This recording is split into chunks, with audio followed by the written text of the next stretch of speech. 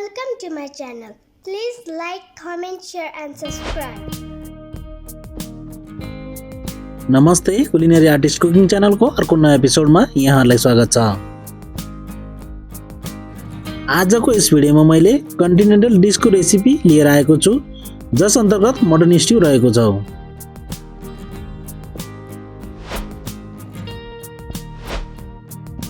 Mutton stew बनाउनको लागि skinless boneless mutton पिसलाई सानो सानो क्युबमा काटी सल्ट पेपर र डिजन मस्टर्ड राखी म्यारिनेसन्स गरेको छु।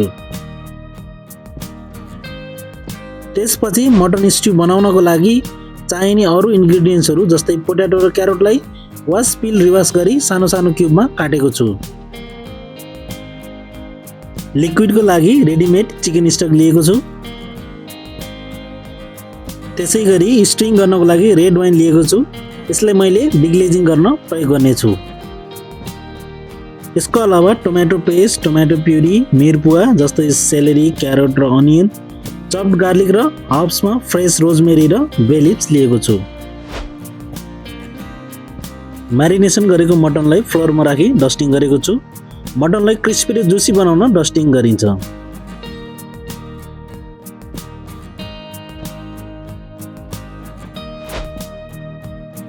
डस्टिङ गरेको मिटलाई मिडियम हिटमा ससप्यानमा ओइल राखी तातिसकेपछि मटनको पिसलाई सियरिङ गरेको छु। सबै साइडमा डार्क ब्राउन कलर नआइन्जेलसम्म मटनलाई सियरिङ गरेको छु। मटन सियरिङ भइसकेपछि प्यानबाट निकालेको छु। यहाँ मलाई मटनलाई सियरिङ गर्न लगभग 10 मिनेट लागेको छ। मटन निकालिसकेपछि सेम प्यानमा मिडियम हिटमा बटर राखी चप गार्लिक राखी स्टर गरेको छु।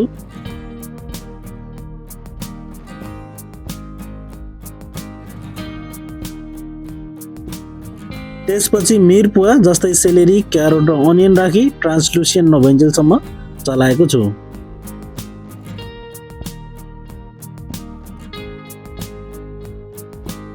मिरपुवा र चप्ड गार्लिक ट्रान्सलुसेन्ट भइसकेपछि रेड वाइन राखी डिग्लेजिङ गरेको छु।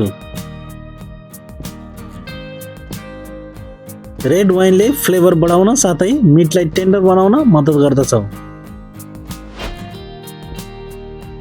रेड वाइन राखिसकेपछि टोमेटो पेस्ट राखी चलाएको छु र यसको अमिलोपनालाई हटाउनलाई केही बेर पकाएको छु।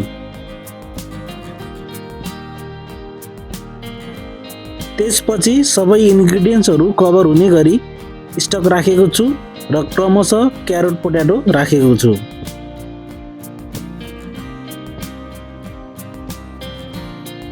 त्यसपछि रोजमेरी, बे लिभ्स साथै अघि नै सियरिङ गरेर राखेको मटन राखी पुनः पकाउन सुरु गरेको छु।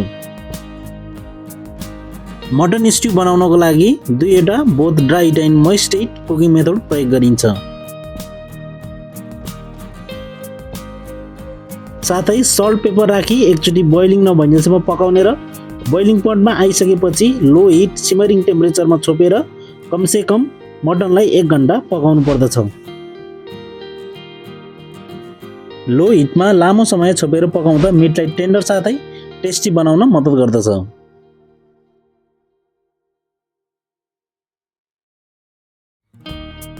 मटन स्ट्यूको अलावा beef stew, pork stew, seafood stew पनि बनाउन सकिन्छ।